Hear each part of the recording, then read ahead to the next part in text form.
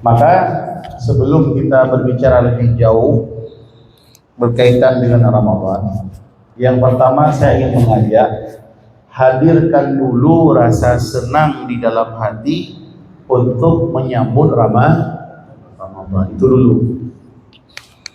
Karena dengan senang saja sudah dapat pahala. Nah, dan Allah melihat siapa di antara hambanya yang hatinya senang dengan masuk Ramadan. Senang kenapa? Senang karena ingin memuliakan Ramadan, bukan karena senang banyak omset. Kalau bagi yang pengusaha mungkin, yang usahanya mungkin banyak lakunya di bulan Ramadan, dia senang juga. Kenapa? Karena Ramadan biasa banyak omset, bukan karena itu senangnya.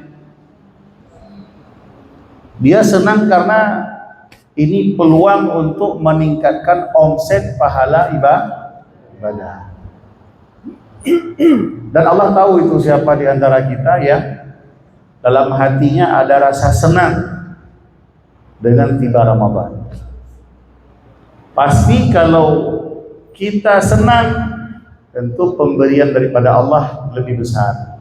Saya menganalogikan, membandingkan kemarin sama ibu-ibu ini.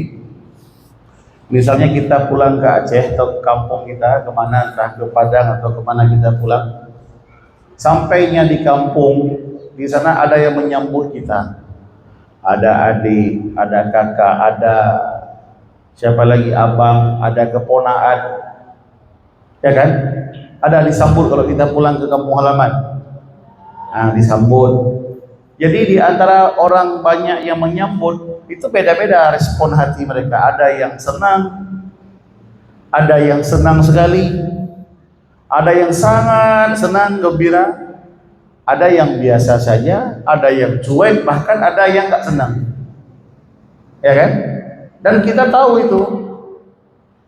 Siapa di antara saudara kita kalau kita pulang kampung mereka menyambut dengan senang, mereka gembira datang kita tahu. Dan siapa saudara kita yang biasa-biasa saja dengan kepulangan kita pun tahu. Dan siapa yang gak senang kita pun tahu. Ada gitu kan? Nah, tentunya kita yang datang akan memberikan perhatian, akan memberikan oleh-oleh, buah tangan kepada mereka. Tentu pemberian kita berbeda, tergantung sejauh mana mereka bahagia, gembira dengan kedatangan kita. Itu perbandingan. Maka dengan Ramadan datang, kita pun akan mendapatkan ganjaran pahala yang banyak, tergantung tingkat senangnya kita, bahagianya kita dengan datang Ramadan. Semakin senang, semakin tinggi tingkat senangnya kita kepada Ramadan, semakin besar pahala yang kita raih. Maka saya ajak di awal-awal dulu, ayo hadirkan dulu rasa gembira dengan datangnya Ramadan. Kenapa? Karena di bulan Ramadan itu banyak sekali keberkahan-keberkahan, fadilah-fadilah yang terkandung di dalam bulan Ramadan. Sehingga disebutkan Ramadan syahrul mubarak, bulan penuh keberkahan, bulan full berkah. Jadi datangnya Ramadan bawa berkahnya full. Beda dengan bulan-bulan yang lain. Kalau bulan lain itu kan bukan ketua yang datang. Jadi kalau anggota datang mungkin buah tangannya paling dibawa rokok sebungkus. Yang datangnya bukan ketua. Tapi kalau ketua datang, yang dibawanya tentu bukan rokok sebungkus. Pasti yang dibawa sama ketua itu buah tangannya besar. Harus ada rasa gembira, rasa bahagia akan tiba berjumpa dengan Ramadan. Bersenang. Dan harus kita pertahankan rasa senang itu sampai akhir Ramadan. Jadi caranya ada disebutkan cara nanti kita untuk mendapatkan keberkahan di bulan Ramadan. dia berlomba-lomba di malam-malam ganjil di 10 yang akhir. Alasannya untuk apa? Dapatkan Lailatul Qadar. Boleh? Ya boleh. Tapi ingat, ada pendapat ulama yang mengatakan Lailatul Qadar bisa juga terjadi bukan di malam 10 yang akhir. Bisa juga di malam-malam 10 pertama, 10 kedua. Jadi kita terlalu bersemangat di 10 yang akhir, pengen Lailatul Qadar, ternyata Lailatul Qadar udah lewat. Ya kan? Boleh kita menghidupkan 10 yang akhir, boleh, bagus. Disebutkan siapa yang salat maghrib dan salat isya berjamaah, siapa yang salat maghrib dan salat isya berjamaah sampai selesainya bulan Ramadan. Kata Nabi ini ya, siapa yang menjaga salat jamaah maghrib dan jamaah isya dari awal Ramadan sampai akhir, maka dia telah mengambil Lailatul Qadar dengan bagiannya yang berlimpah. Jadi bisa kita dapatkan fadilah seperti Lailatul Qadar dengan cara kita istiqomah menjaga jamaah salat maghrib dan salat isya dari awal sampai akhir Ramadan.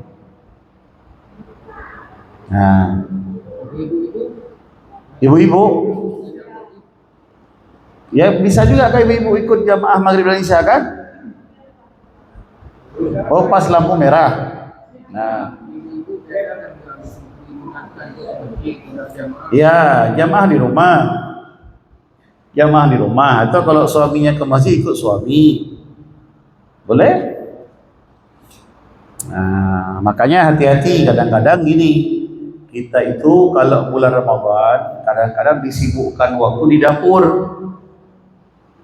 Ya, ini hati-hati sehingga luput maghrib berjamaah. Ya kan? Nah, enggak. Oh, bagus. Ada juga sebagian masjid mungkin ini dia buat kegiatan di masjid i'tikaf dari jam 12 sampai menjelang subuh, itu i'tikaf semua. Pas mau menjelang subuh dia sibuk mengatur sahur sehingga nggak sempat jamaah isya. Nah, ini kesalahan ini. Nah, hai god berwa api amru kafi. Nanti kan? Sudah.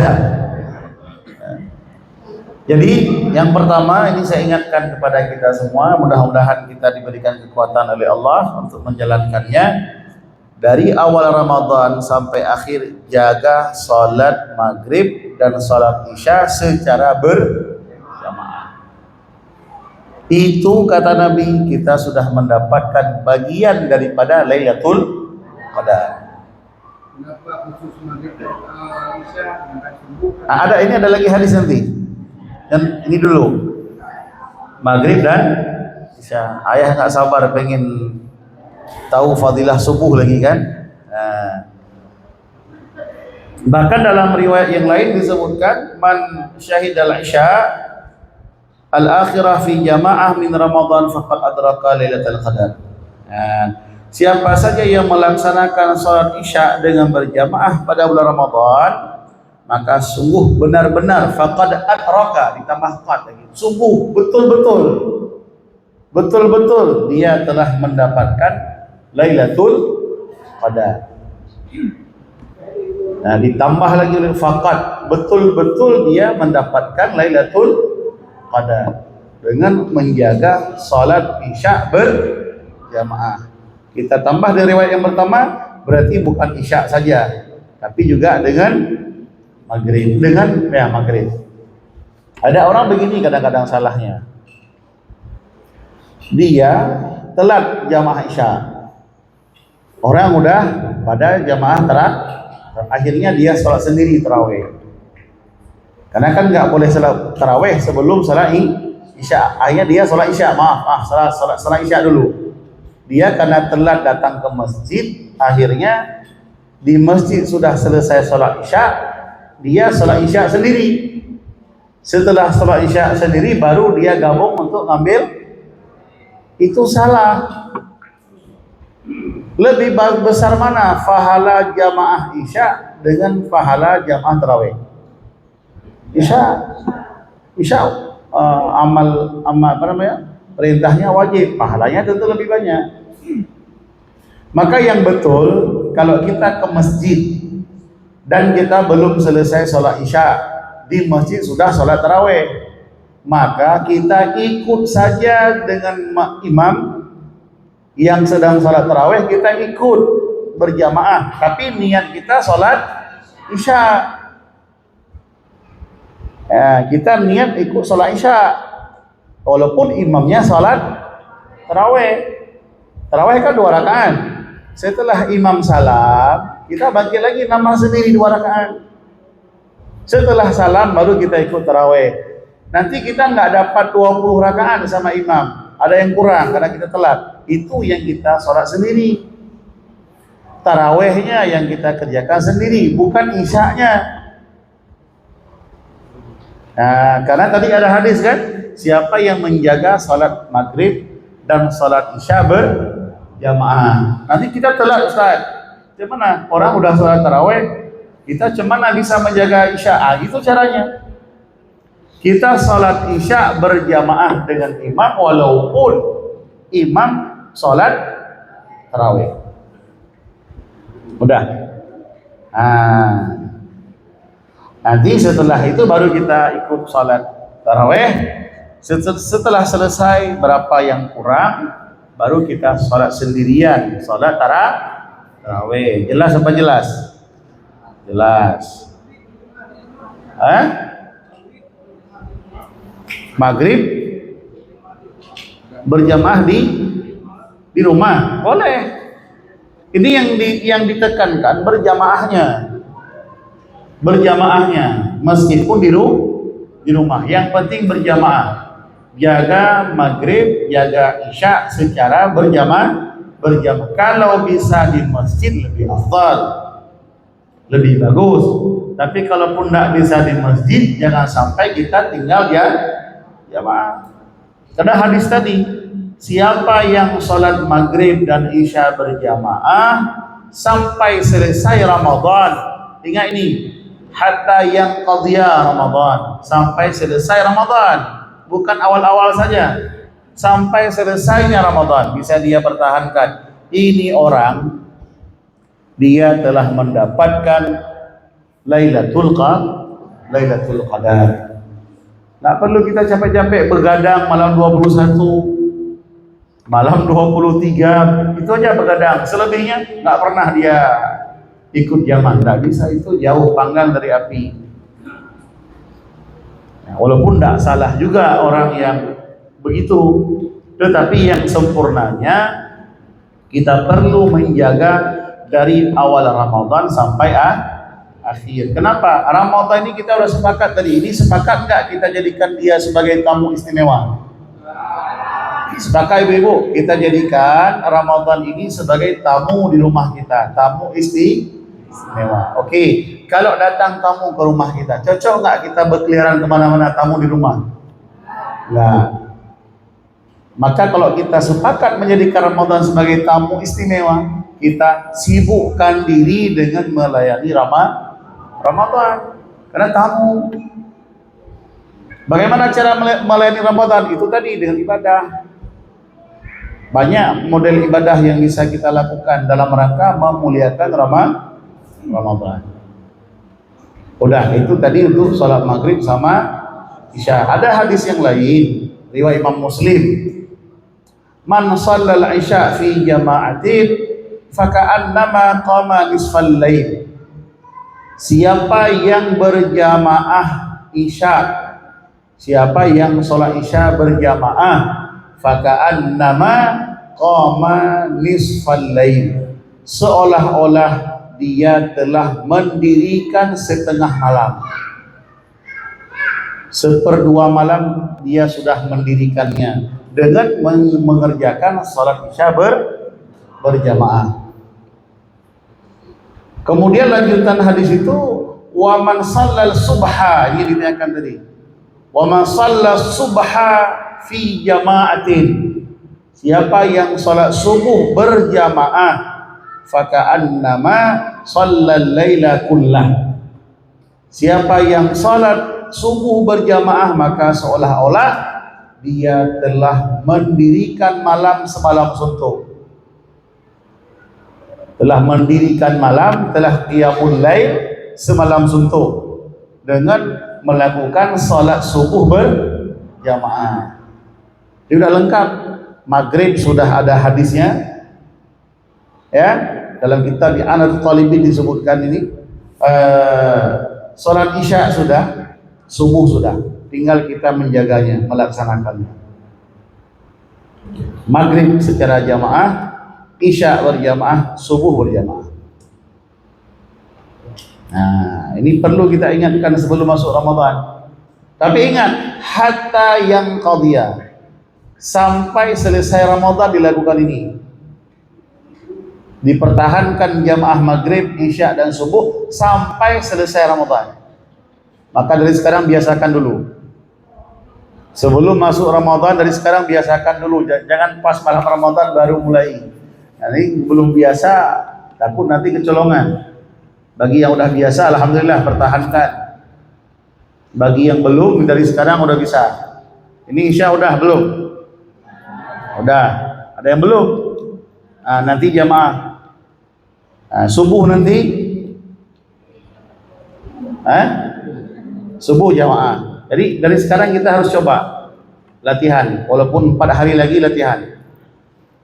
Tinggal 4 hari mau main, 4 hari pemanasan kan. Nah, orang lain udah memang kegiatan sehari-hari begitu.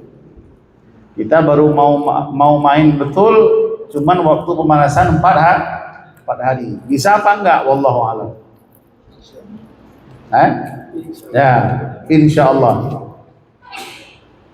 Udah, ini perlu diingatkan. Maghrib, isya, subuh pertahankan berjamaah dari awal Ramadan sampai akhir Ramadan. Apa? Full sebulan penuh. Ya. Kalau nggak bisa penuh, bagaimana? Ya. Itu kan bukan kesalahan dari kita. Kita sudah ada niat, cuman syariat kita tidak dibolehkan. Ya kan? Nah, maka dengan ada niat kita pengen mendapatkan itu, ya mudah-mudahan fadilahnya kita dapatkan. Karena kita bukan tidak mengerjakan karena malas, tapi karena memang syariat tidak mengizinkan, tapi pahalanya kita dapat. Karena bukan kitanya yang tidak mau. Nah, jangan nanti gini, minum obat lah supaya nggak datang halangan. Ya kan? Ya, macam orang naik haji atau umrah, minum obat itu menghambat halangan. Ya, nggak usah, alami aja. Yang penting kita ada niat untuk melakukannya. Nah, udah. Jadi dimatikan aja mic-nya kalau nggak ada pertanyaan lagi, nanti hidupkan lagi.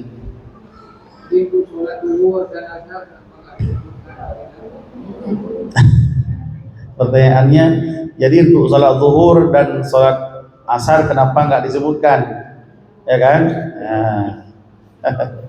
Mungkin ada juga disebutkan secara khusus, tapi kalau secara umum itu semua ada. Secara umum salat berjamaah itu lebih afdal minas sholli fardhi daripada salat sendirian. Secara umum ada. Tetapi kenapa ini yang ditekankan yang malam? Karena memang kalau untuk malam itulah disebutkan dengan qiyamul lail, ibadah qiyamul lail. Adapun untuk siang itu sudah ada ibadah yang lain, yaitu ibadah puasa. Jadi kalau untuk siangnya sudah ada ibadah puasa. Untuk malamnya maka kita tambah dengan jamaah 3 sholat. Jadi bukan berarti tidak dianjurkan sholat jamaah zuhur dan asar. Hadis secara umum sudah ada. Salat berjamaah lebih afdal 27 derajat daripada salat sendiri, apalagi di bulan puasa, bulan Ramadan. Ya. Udah. Kita yang pertama udah tadi, siap-siap kita menyambut Ramadan dengan hati senang, kemudian kita tidak bosan melayani Ramadan selama sebulan. Ini perlu kita ingatkan. Kenapa? Karena ya di mana-mana tempat masjidnya awal-awal ramai, nanti akhir-akhir sepi, ya gitu. Kenapa? Karena orang bosan, jenuh. Padahal tidak boleh jenuh dengan tamu. Kalau tamu biasa itu 3 hari, ini 30 hari. Nah, maka potensi kita untuk jenuh itu besar. Maka perlu kita ingatkan malam ini, wahai jamaahuna, hati-hati, jangan sampai Anda bosan. Ini dari awal kita ingatkan, jangan sampai kita bosan. Pasti godaan itu ada, jenuh itu pasti ada. Maka kita ingatkan di awal, jangan sampai datang jenuh. Bagaimana caranya? Paksakan diri. Ingat, Ramadan ini seolah-olah barangkali ini Ramadan terakhir kita. Belum tentu tahun depan kita bisa jumpa lagi. Maka gunakan waktu kita sebulan ini untuk memuliakan Ramadan dengan aneka ragam ibadah. Buat target. Apa target kita Ramadan ini? Tambah styling? Tambah styling martabak lagi? Tambah rak, buka warung? Apa target kita Ramadan ini? Mungkin yang pengusaha kan gitu kan, dipikirkan apa ini produk yang cocok kita jual ini.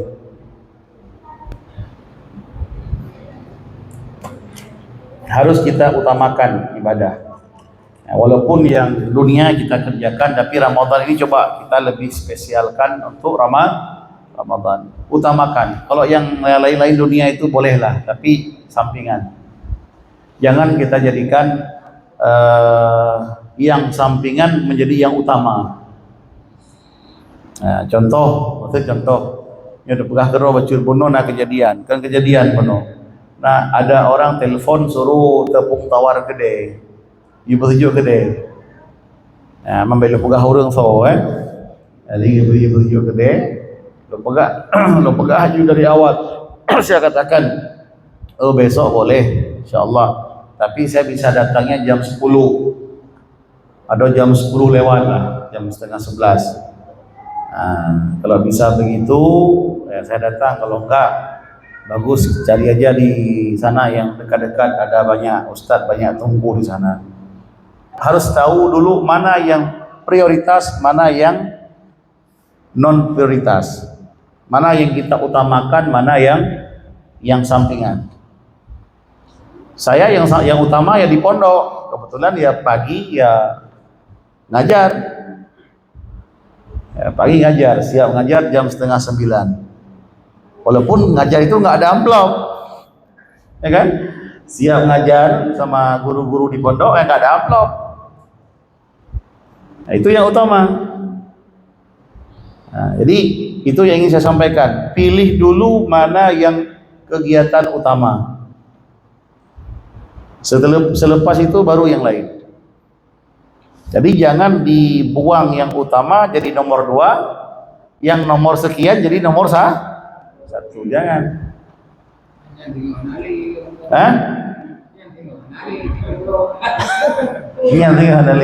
Saya berpikir begini.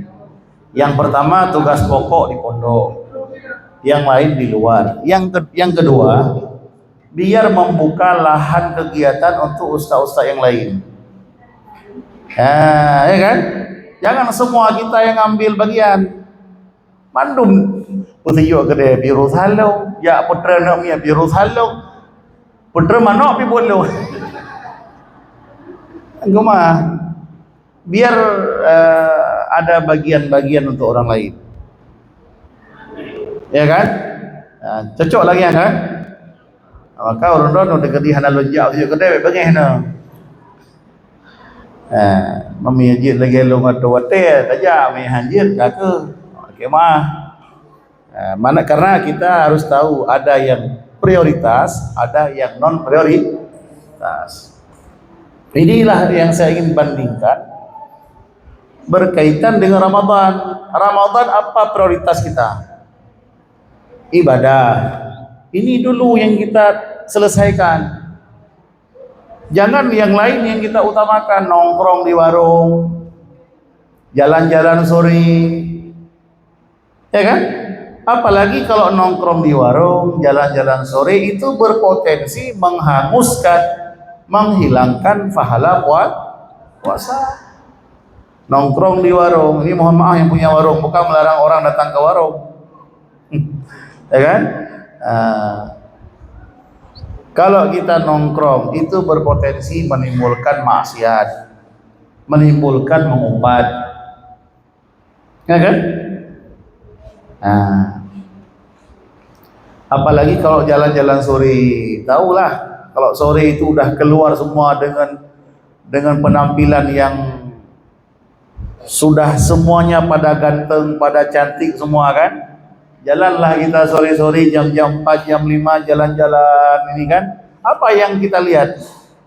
Mau lihat tembok aja? Nah, tidak mungkin.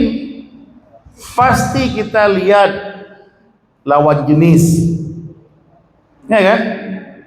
Pasti kita lihat lawan jenis dengan penampilannya yang mohon maaf barangkali membuat kita bersyahwat, punya keinginan, bernafsu dan sebagainya. Ada rasa suka di situ. Sayang puasa kita, Bang. Ya, dari jam 5 kita makan sahur, sudah menahan diri, tidak makan, tidak minum, jam 5 sore habis pahalanya. Ya kan? Kan bunuh diri namanya itu. Udah capek kita berpuasa, nahan diri, mengumpulkan pahala. Sudah pernah baca Quran, mungkin paginya, subuhnya baca Quran, sorenya udah kita buang pahala. Maka kalau orang-orang dulu, kalau bulan puasa itu memang uzlah mereka, mengasingkan diri. Apa? Oh, kalau pergi sama suami, ya enggak masalah. Yang saya bilang tadi bukan masalah sama siapa pergi. Di jalan itu mata kita nggak bisa kita bendung. Apalagi jalan sama suami, suami di depan, kita di belakang. Itu suami bukan lihat kita. Ya kan? Suami nggak lihat kita, istrinya. Apalagi ini ngapain dilihat, udah sering dilihat. Bangun tidur pun lihat dia. Ya kan? Lihatlah yang lain. Karena dengan memandang itu kan ada kenikmatan kan? Ada enggak? Mengakui enggak ada nikmat? Kalau enggak ada nikmat itu udah mati rasa kalian. Mohon maaf, biar lebih ingat. Kadang-kadang saya ngomong begitu biar lebih masuk gitu. Ya kan?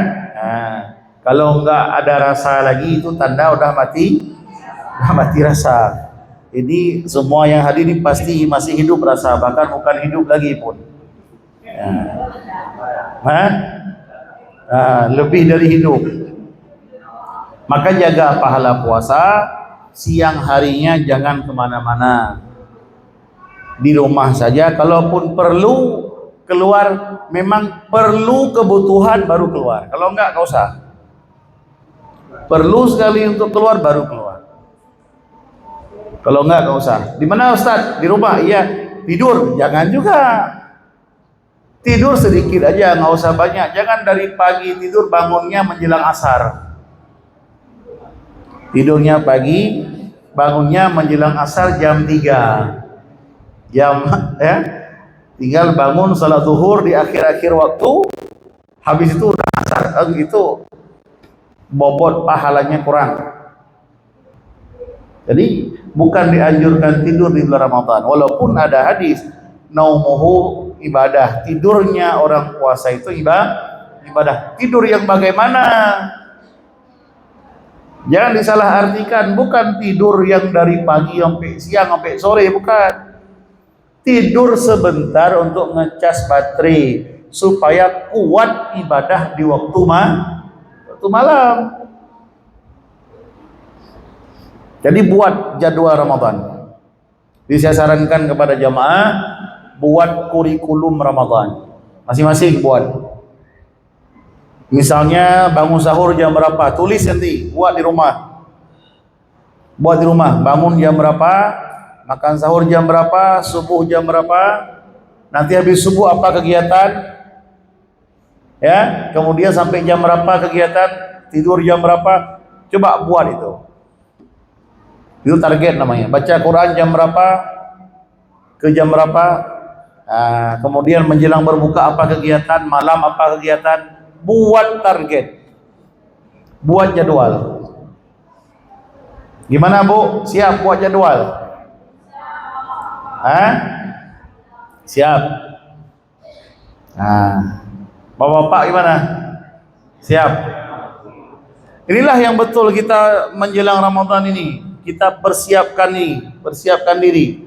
Buat kurikulum Ramadan, buat rosternya, buat jadwalnya. Kalau masuk suluk udah enak, udah dibuat jadwal di sini kan. Tapi kita karena tidak ada buat suluk, jadi masing-masing lah jadwalnya. Sebenarnya tahun ini kalau kita buat suluk ada yang mau masuk, cuman karena kemarin sibuk-sibuk nggak sempat kita fokuskan, sehingga ini udah mendekati waktu, kayaknya udah nggak mungkin lagi kan. Nggak apa-apa, ibadah di rumah pun boleh. Yang penting buat roster, buat jadwal, buat target. Itu yang nak usaha, betul lagi kamu nak usaha gede, buat jadwal kapan ke warung, ya kan? Yang bagus ke warung pas sudah tinggal ngambil duitnya saja. Kontrol secara online saja kan bisa. Karena kalau dari jam-jam ramai kita di warung, itu pun susah kita jaga mata. Ya kan? Apalagi tadi obat gede yang truknya pun manhan macam modern truk. Ya kan? Mengalai bang murah nak lebih pehmi demo. Ya. Jadi hendak saudara kala balik dekalan orang ini mau tu. Kayak orang-orang yang usaha di luar itu dalam Ramadan jaga betul pandangan. Jangan sampai memandang lawan jenis yang bisa menimbulkan syahwat. Dah. Ada pertanyaan sebelum lanjut?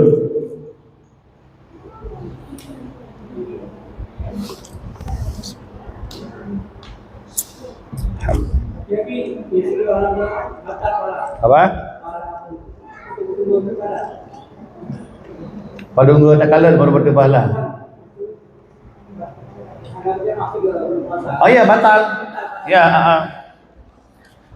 Masalah menjaga jamaah tadi ya, sekali kita absen ya maka gugur fadilahnya. Ya, harus sebulan kita menjaga mempertahankan tarawih jamaah maghrib, isya dan subuh. Maka saran saya dari sekarang mulai pertahankan. Mudah-mudahan kita niatkan dalam hati dengan berkat kita mengistiqomahkan itu di Ramadan. Mudah-mudahan selesai Ramadan bisa terus menjadi kebiasaan itu. Kan?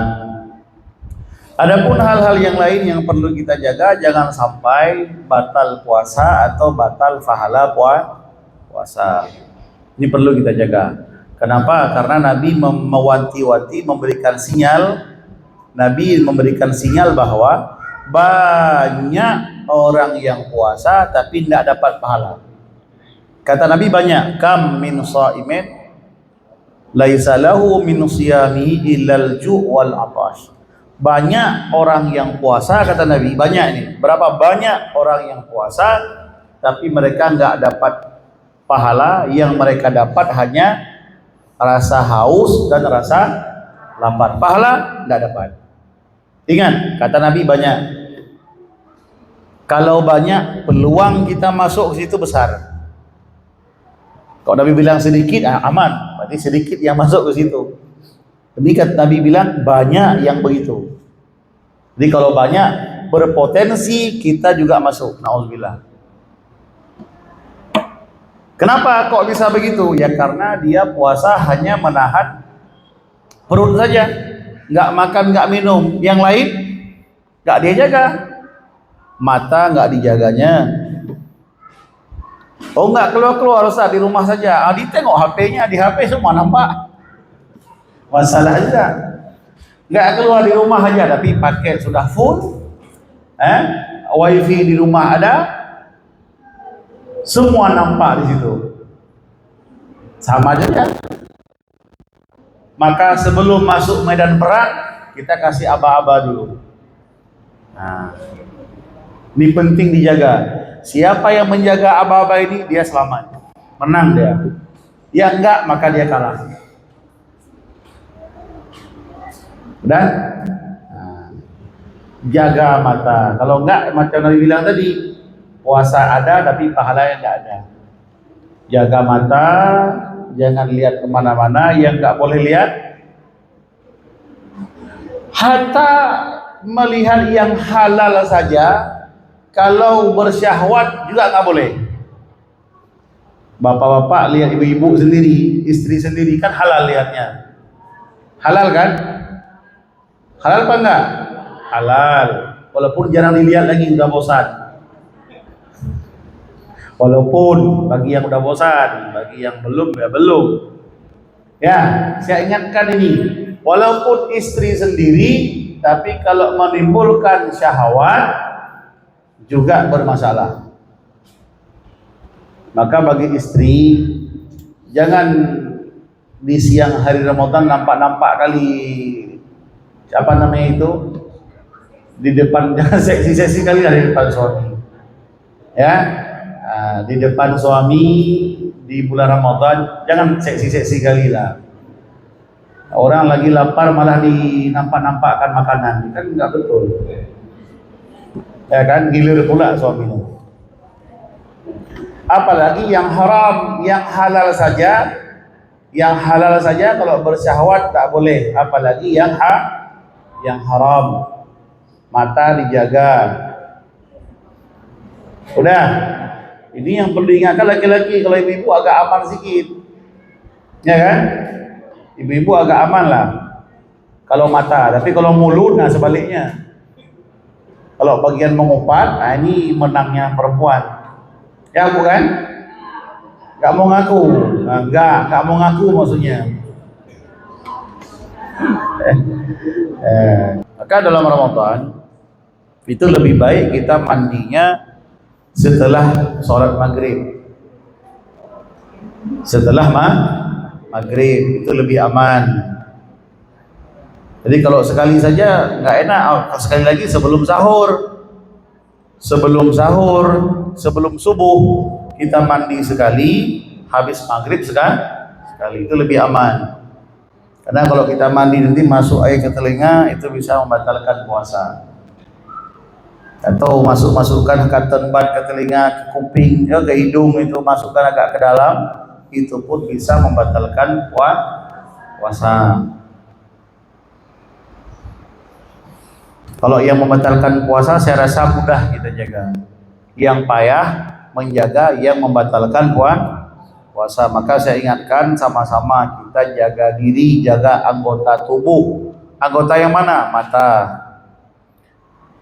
lidah, telinga, itu penting kita jaga. Nah, karena kalau enggak, sayang puasa kita hilang pahala. Udah, kalau yang lain mungkin saya rasa ibu-ibu atau bapak-bapak nanyakan aja lah tentang puasa, berkaitan dengan puasa apa saja yang kira-kira belum paham, ditanyakan saja ya. Apa kira-kira pertanyaannya?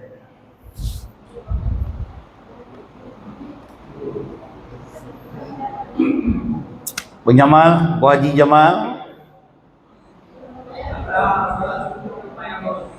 Apa?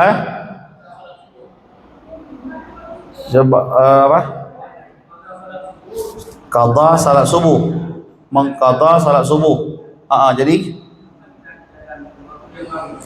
kalau mengqadha namanya salat qadha enggak mesti subuh ya. Semua waktu salat, semua salat yang tinggal enggak mesti subuh itu harus diqadha. Waktunya kapanpun. Kapanpun itu ada waktu untuk mengqadha. Walaupun salat subuh enggak mesti di subuh. Ya kapanpun boleh. Ya, mengqadha zuhur ya kapanpun boleh. Nah, tidak mesti di waktunya. Ya. Maka kalau nanti bulan Ramadan bingung mau bikin apa, ini tadi kan udah kita sarankan buat jadwal. Nah, udah ada ini kosong Ustaz, mau ngisi apa ini? Ini salah satu kurikulum yang ditambahkan adalah mengqadha salat. Jam sekian ke sekian baca Quran misalnya. Jam sekian ke sekian qadha salat. Pokoknya harus berganti-ganti karena namanya kita manusia itu kalau satu modal kita jenuh. Ya kan? Jenuh maka perlu ada yang baru. Maka saya dengar tadi ada orang udah pindah tempat ngaji ke sana, itu wajar. Ada orang nggak ngaji di sini lagi udah ngaji ke sana, itu wajar. Kenapa? Namanya manusia pengen yang baru. Kullu jadid lazid. Tiap-tiap yang baru itu lezat. Ya, tiap-tiap yang baru itu enak. Nanti lama-lama nggak baru lagi. Nanti hilang juga enaknya. Cari yang baru lagi. Begitulah manusia. Maka nggak heran. Ya, nggak salah memang begitu fitrah manusia. Suka yang baru. Ustaz, kami di sini udah lama ngajinya dari 2013 ya. Tapi kok nggak pindah-pindah? Karena jarang datang, maka terasa baru. Enggak, jarang datang, libur, maka terasa enak juga karena sering libur. Coba kalau sering di sini, ya bosan juga, ya kan? Maka nggak salah kalau ada orang ngaji ke sana, itu nggak masalah. Saya pun nggak mempermasalahkan itu. Senang, yang penting ada ngaji. Yang penting ada ngaji, silahkan, ya. Saya nggak ngelarang, silahkan. Dan ngaji nggak mesti satu guru. Ya, silahkan ngambil keberkahan sama guru-guru kita yang lain, gak masalah, asal jangan membanding-bandingkan guru, asal jangan buruk sangka sama guru. Ya, silahkan ngaji dimanapun boleh, gak dilarang kok. Nah, asal kita betul-betul ikhlas mencari ilmu, jangan tujuan yang macam-macam, jangan tujuan untuk membanding-bandingkan, jangan tujuan untuk mencari-cari kekurangan orang lain, tidak boleh itu. Ya, selama niat kita baik, silahkan kita dukung kok. Ya, udah. Apa pertanyaan tadi? Masalah qadha ya. Nah, udah. Yang lain? Ya, apa niku? Sel, Ustaz.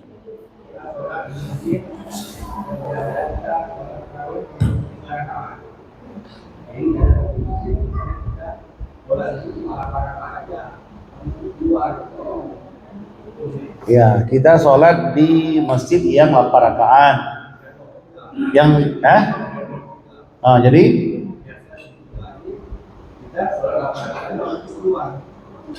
kita biasa 23. Ini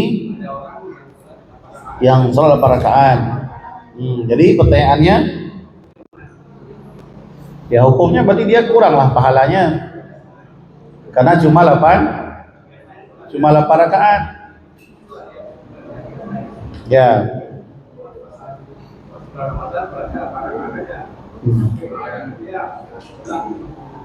Pulang nggak lanjutkan lagi, nggak ditambah lagi ya. Jadi selama Ramadan kita dianjurkan memperbanyak ibadah ya, termasuk rakaat sholat yang banyak juga carinya. Termasuk rakaat sholat cari yang banyak. Kenapa? Semakin banyak semakin besar pahala. Masa bulan yang diobral pahala kita mau sedikit? Ini kan bulan Ramadan, ini kan bulan obral pahala kan? Kalau kita umpamakan macam di dunia ini kan bulan apa namanya itu? Kalau akhir bulan di mall biasa apa itu? promo, diskon. Masa lagi diskon besar-besaran kita nggak mau ngambil? Kalau biasanya kita ke mall bawa uang 1 juta dapat biasa cuma satu macam, ini bisa banyak macam dapat. Jadi pas lagi momen begitu, dan momen itu nggak selamanya ada. Masa kita nggak mau ngambil?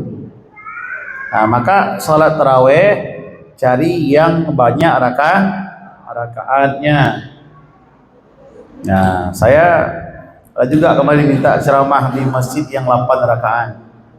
Nah, saya pikir ini kalau 8 di situ pulang udah berat, kita tambah lagi. Karena pengalaman kalau udah 8 di situ pas kita pulang sampai ke rumah bukan nambah rakaat, udah berat, kita bayangkan 12 lagi, ya Allah, sendirian. Akhirnya nggak sanggup nambah lagi, maka nggak saya terima. Nah, kita sholat di pondok 20 kan, kita bukan menyalahkan mereka yang 8, bukan ya, tapi kita menghimbau jamaah kita, ayo bulan Ramadan ini bulan kita memperbanyak ibadah ya, perbanyak ibadah ya.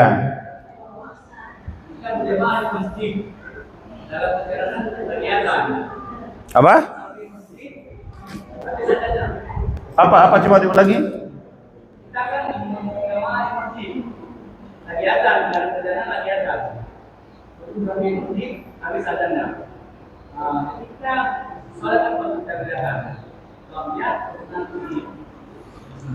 Begitu sampai masjid selesai azan.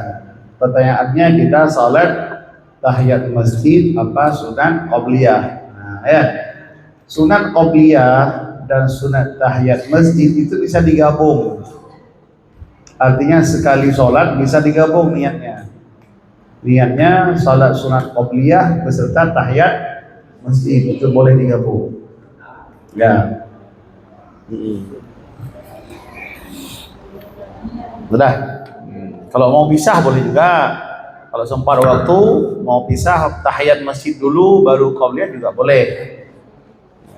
Karena yang disyariatkan salat sunat tahiyat masjid, yang penting ada salat kalau kita masuk masjid. Dengan kita salat sunat qobliyah saja itu sudah tertunai perintah salat sunat tahiyat masjid. Karena yang penting ada menghormati masjid kalau kita masuk dengan cara salat apapun. Apakah salat sunat qobliyah, apakah langsung salat fardu. Nah, itu sudah tertunai perintah salat sunat tahiyat masjid. Ya, udah. Belum?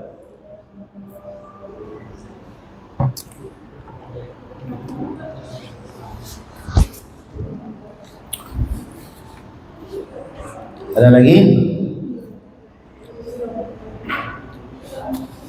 Ya.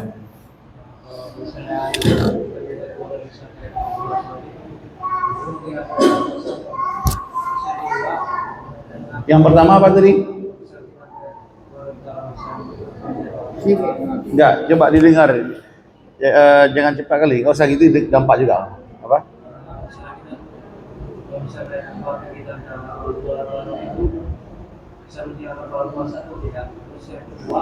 Melihat apa? Melihat apanya yang kita lihat? Aurat. Lihat orang tua. Lihat orang tua apakah batal pahala puasa? Ya kita lihat apanya? Mukanya, auratnya. Ya kalau lihat mukanya nggak apa-apa, tapi kalau lihat auratnya ada batasan yang nggak boleh lihat, ya kan? Nah, kalau keluarga itu boleh lihat, ya, kecuali anggota yang memang sakral yang nggak boleh lihat. Nah, yang kedua,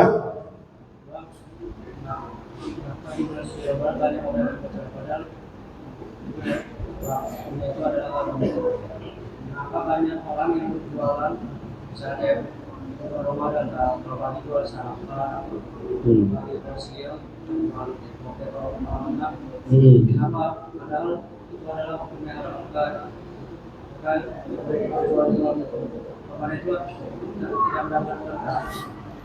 Ya, kenapa orang berjualan di siang hari Ramadan, paginya jual lontong, jual mie balap, ya, dan sebagainya kan? Kenapa? Nah, ya bisa jadi karena mereka nggak tahu hukum, nggak tahu hukumnya haram, ataupun tahu cuma nggak mau tahu, kan begitu.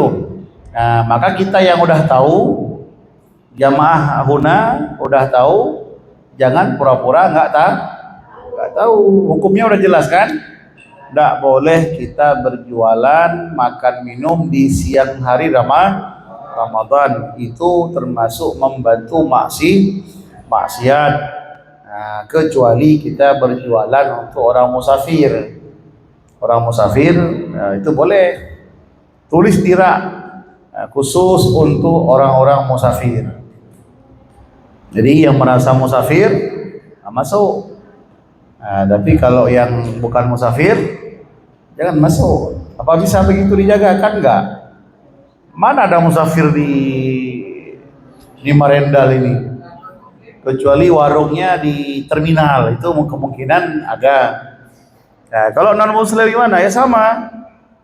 Karena non muslim pun dikhitabkan dia dengan syariat.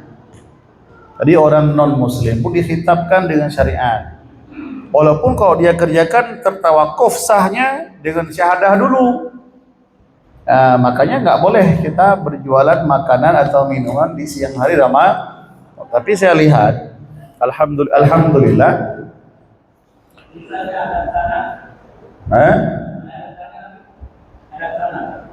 pesanan itu kan model beli, ada model datang ke warung, ada model pesan, kan beli juga itu, mah modal pesan. Kecuali dia pesan untuk buka puasa. Tapi kalau dia pesannya jam 10 siang, sate pula dipesan jam 10. Misalnya, ya, untuk buka puasa misalnya. Rasa-rasa kita pun ragu, nggak mungkin ini untuk buka puasa. Masa jam 10 udah pesan untuk buka puasa? Ya kan? Kan sama juga tadi udah ditanyakan tadi. Non muslim pun tidak boleh, karena mereka juga dikitabkan dengan furu' syariat. Nah, maka selama Ramadan kita fokuskan untuk ibadah. Kalaupun ada usaha, bolehlah kita melakukan, tapi jangan usaha yang membantu maksiat. Kalau memang kita profesinya jual makanan atau minuman, ya bukalah menjelang berbuka. Kan ada juga rezekinya kan? Cuman berkurang sedikit rezekinya, tapi kan nambah yang lain. Rezekinya berkurang, pahalanya nambah, kan nggak kurang semua. Rezeki berkurang sedikit, tapi pahalanya nambah banyak. Kan untung kan? Untung. Tapi kalau kita cari keuntungan yang besar, mengabaikan pahala yang besar, nah ini hati kita udah bermasalah ini. Kita lebih memilih keuntungan dunia yang sementara, mengabaikan akhirat yang kekal selamanya. Padahal Allah sudah mengatakan wal akhiratu khairun wa abqa. Akhirat itu lebih baik dan lebih kekal. Maka bagi jamaah kami yang usahanya bagian makanan atau minuman, jangan jual di siang hari Ramadan. Tapi saya lihat udah banyak kok warung-warung orang kita yang siang harinya tutup pakai kain. Di dalamnya ada orang. Allah. Tapi sebagian, nggak semuanya, ya. Nah, sebagian. Sama kayak di sebagian daerah, nggak usah kita bilang daerah apa, nanti malu kita kan. Kalau maghrib mati lampu semua warung. Mati. Kalau maghrib mati warung semua. Mati lampu. Pas kita masuk orang banyak di dalam. Ada begitu kan? Ada nggak? Ada. Lampu mati semua. Dapur mati, lampu mati, orangnya banyak di dalam dulu. Ini bukan nanggro syariah ini lampu syariat ini namanya. Bukan negara syariah, bukan daerah syariat, ini daerah lampu syariat, lampunya yang syariat, orangnya belum. Di Medan ada juga yang begitu, pakai kain, ternyata ada pintu khusus. Dia pikir dia bisa sembunyi daripada pandangan malaikat. Dia bodoh. Dia nutup itu untuk siapa? Dosa itu bukan urusan dengan pemerintah. Dosa itu bukan urusan dengan Satpol PP, bukan bang. Bukan. Dosa itu bukan urusan sama peraturan dinas, bukan. Dosa itu berkaitan dengan perintah Allah dengan malaikat. Walaupun kita pakai tirai, pakai pintu khusus, dan kalau dia kita pikir malaikat tidak tahu, itu namanya nipu diri sendiri namanya. Nah, udah. Apa salahnya kita sebulan ini agak turun omset sedikit kan? Tapi naik omset pahala. Walaupun banyak kali omset bulan Ramadan, janganlah kita tergiur. Jangan tergiur dengan keuntungan yang di situ menginjak syariat Allah. Di situ uangnya tidak berkah. Nah, udah. Ada lagi?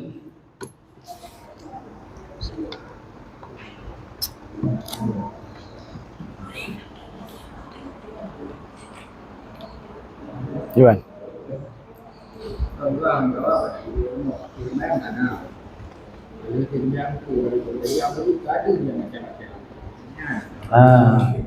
Air wudhu sudah diambil dari rumah, pengen mendapatkan fadilah dalam hadis tadi, jamaah maghrib, jamaah isya. Masalahnya Ustadz, pas kita keluar dari rumah mau maghrib ke masjid, di jalan itu tetangga kita udah nampak banyak itu penampilannya macam-macam, fashionnya, ya kan? Ya memang kan? Pada debit dari rumahnya melalui rumah dan urang rumah jalan. Itulah ujian. Ujian. Nah, ya harus dilawan. Jangan lihat. Nah, enggak aku lihat Pak Ustaz, penasaran aku. Itulah lawan. Nah, jadi kalau begini berarti di rumah belum selesai kita ini. Ya. Ya walaupun selesai bagaimana, tetap godaan itu pasti ada. Pasti godaan itu, setan bermain di mata. Setan bermain di mata.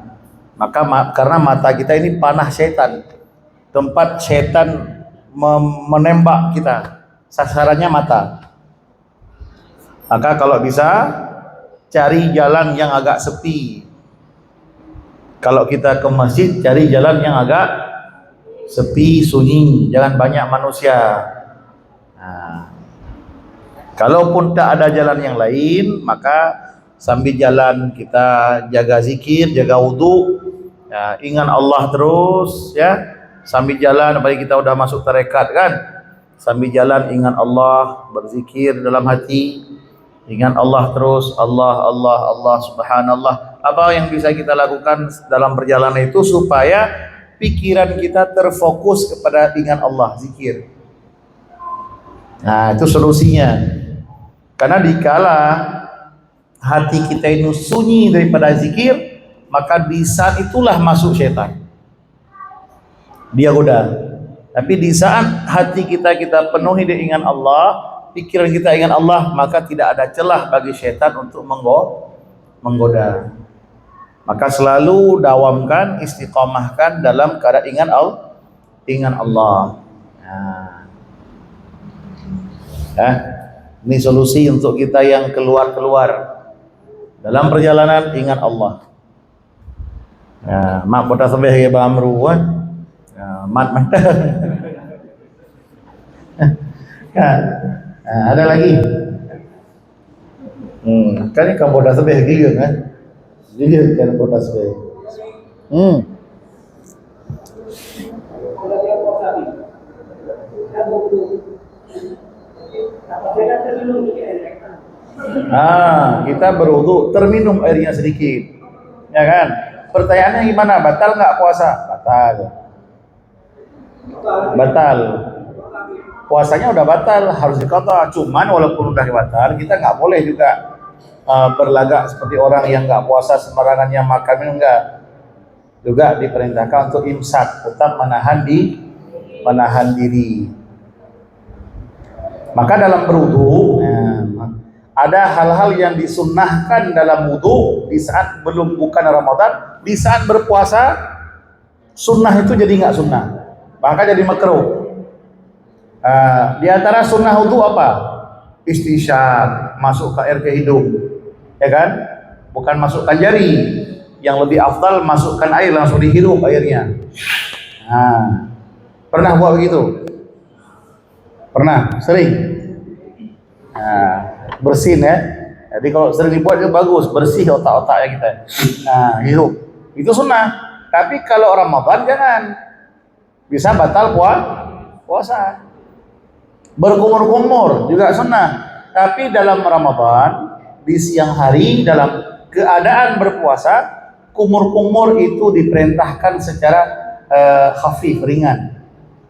Kumurnya sedikit aja, berkumur-kumurnya itu sederhana saja. Tidak usah berkumur yang kuat, Kak. Karena ditakutkan akan masuk air ke dalam kerongkongan. Kesimpulan yang tadi kita sampaikan, pertama, hadirkan rasa senang hati, riang gembira karena akan berjumpa dengan Ramadan. Hadirkan rasa senang. Yang kedua, jaga pahala Ramadan, pahala puasa. Yang ketiga, buat kurikulum Ramadan. Ini tiga saja. Saya ulangi. Pertama, hadirkan rasa senang karena akan berjumpa dengan Ramadan. Kedua, apa yang kedua? Jaga tamu kita. Jaga Ramadan kita selama sebulan, jangan bosan. Yang ketiga, buatlah jadwal kurikulum selama Ramadan. Nanti musyawarah, suami istri musyawarah. Ini dari pagi jam ini ke jam ini apa kita buat? Harus ada target. Ini tiga aja kesimpulannya. Udah. Sama yang tadi, jangan lupa hadis tadi, jaga berjamaah salat maghrib, isya, subuh. Ini kita sebelum masuk medan perang, ini udah dikasih ini aba-aba. Yang mematuhi aba-aba ini dia selamat, menang dalam medan perang. Yang enggak menghiraukan yang kita kasih tahu ini, maka dia akan kalah. Doakan juga kami yang menyampaikan ini, mudah-mudahan apa yang kami sampaikan diberikan kemudahan oleh Allah untuk kami amalkan. Ya, titip doa kepada jamaah, doakan kami yang menyampaikan ini, mudah-mudahan apa yang kami sampaikan mudah kami melakukannya. Demikianlah pengajian kita unggahan pada malam ini. Wallahul muwaffiq ila aqwamit thoriq. Assalamualaikum warahmatullahi wabarakatuh.